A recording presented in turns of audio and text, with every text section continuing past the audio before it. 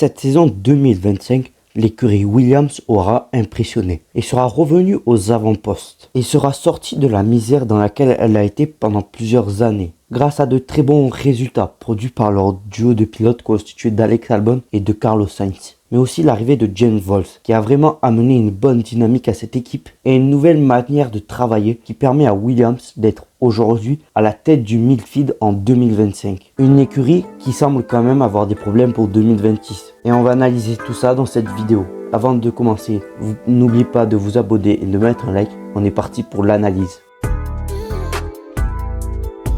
L'écurie Williams aura fait un début de saison solide. Dès les essais hivernaux, ils ont été placés haut dans le classement. On sentait déjà que c'était une écurie qui pouvait amener beaucoup de choses et qui avait énormément de potentiel. Et ça s'est confirmé sur les premiers Grands Prix. Ils ont été rapides en montrant une performance régulière et impressionnante. Et n'ont pas eu beaucoup de problèmes de fiabilité, mais aussi des problèmes liés à leur pilote qui se crache. Un problème qu'ils avaient eu en 2024 avec Logan Sargent. Et grâce à ce début de saison solide, ils prennent vite les commandes du midfield et se posent comme l'écurie à battre si on veut aller chercher une 5e place au championnat constructeur. Car après les top teams, c'était eux les plus rapides. Sur le reste de la saison, ils sont toujours au même niveau. Ils ont quand même une petite baisse de performance sur certains Grands Prix pendant la tournée européenne. Mais ils arrivent à surpasser le milieu de grille et facilement prendre de l'avance sur les autres écuries qui les menaçaient. Et toute la saison, ils ont continué avec une voiture performante qui leur permettait d'aller chercher des points régulièrement jusqu'à obtenir cette 5e place au championnat constructeur avec plus de 100 points. Cette saison, ils avaient un duo de pilotes très solide constitué de Alex Albon et Carlos Sainz. D'un côté, Alex Albon a fait un début de saison très solide. C'est lui qui a porté l'écurie sur la toute première partie de la saison. Il a vraiment enchaîné les bons résultats pour aller chercher les meilleurs points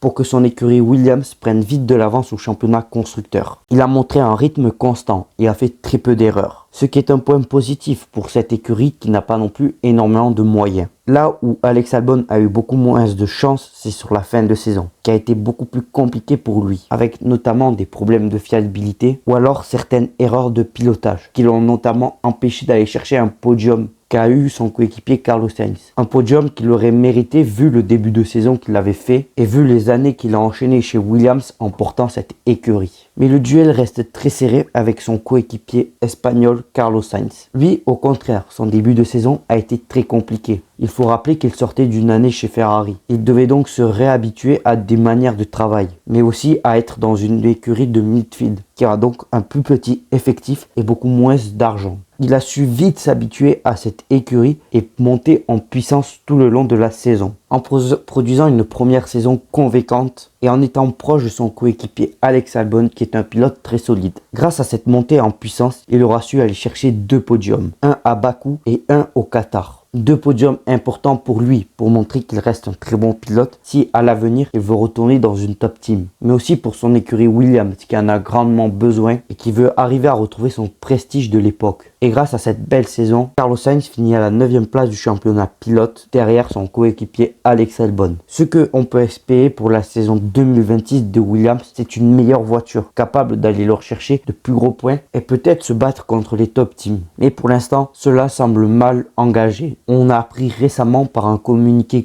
de l'équipe que Williams ne participerait pas aux tests hivernaux de Barcelone. Une absence qui va faire beaucoup de mal à cette écurie, car c'est des heures de roulage très importantes pour comprendre la voiture, son comportement, comment se comportent les pneus, mais aussi les nouveaux moteurs. Et cet apprentissage, ils devront le faire aux tests hivernaux de Bahreïn, ce qui le feront perdre tant de travail sur la performance pure. Mais on espère quand même qu'ils pourront performer et retourner la situation dans leur sens. Il faudra donc attendre et surveiller les nouveaux communiqués de l'équipe Williams pour voir s'ils ont trouvé une solution et si leur voiture reste performante. Donnez-moi votre avis sur l'écurie Williams et la saison 2025. Merci de m'avoir écouté et on se retrouve pour de prochaines informations.